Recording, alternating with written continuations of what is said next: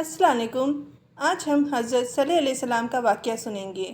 हज़रत हूद अलैहिस्सलाम की उम्मत जो आद कहलाती थी वह अल्लाह ताला के अज़ाब से हलाक हो गई और इसमें के बाकी बचे हुए लोग फिर आबाद हो गए। उनकी औलाद होती गई और बढ़ती गई। उन्होंने अपना नाम समूद रखा। यह लोग भी आहिस्ता आहिस्ता बुत परस्ती करने लगे और बुरे कामों में पड़ गए। तो अल्लाह ताला ने उनके पास हज़रत सल्लल्लाहु अलैहि वसल्लम को नबी बनाकर भेजा। उन्होंने अपनी कौम से कहा कि अल्लाह की इबादत करो, उसके सिवा कोई तुम्हारा माबूद नहीं। और देखो, अल्लाह ताला ने कौम हूद की बाद तुमको सरदार बनाया और ज़मीन पर आबाद किया। तुम ज़मीन में बड़े बड़े महल बनाते हो और पहाड़ों को काट काट कर उस पर भी घर तराशते हो। तुम अल्लाह की नेमतों का शुक्र अदा करो और ज़मीन में फसाद मत फैलाओ। इनकी कौम के अमीर और सरदार लोग जो गुरूर करते थे, उन्होंने उन गरीबों से पूछा जो हज़रत सल्लल्लाहु अलैहि वसल्लम पर ईमान ले आए थे कि भला तुमको यकीन है कि सल्लल्लाहु को अल्लाह ने नबी बनाकर भेजा है।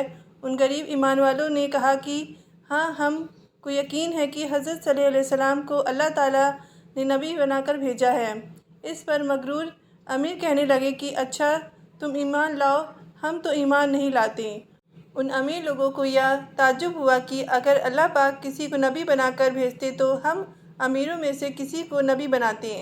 हज़रत सल्लल्लाहु अलैहि वसल्लम बराबर अल्लाह ताला का पैगाम उनको पहुंचाते रहे, मगर कोई उनकी ना सुनता, बल्कि उल्टा मजाक उड़ाते।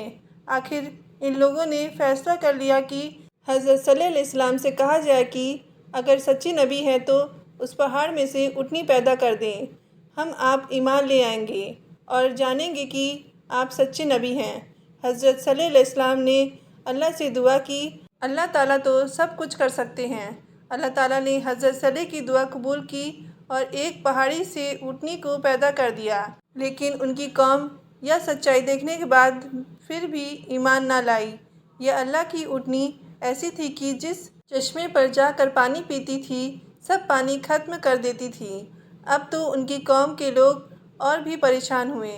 हज़रत सल्लल्लाहु अलैहि वसल्लम ने अपनी कौम से कहा कि देखो, इस ऊँटनी के लिए बारी मुकर्रर कर लो। एक रोज़ तुम्हारे जानवर चश्मे से पानी पिए और एक रोज़ यह ऊँटनी पिए। लेकिन देखो, इसको बुरी नीयत से हाथ न लगाना, यानी इसको तकलीफ़ न पहुँचाना, वरना तुम्हारी हक़ में अच्छा ना होगा। कुछ रोज़ तक तो वह ऊँटनी को हैरत से देखते रहे।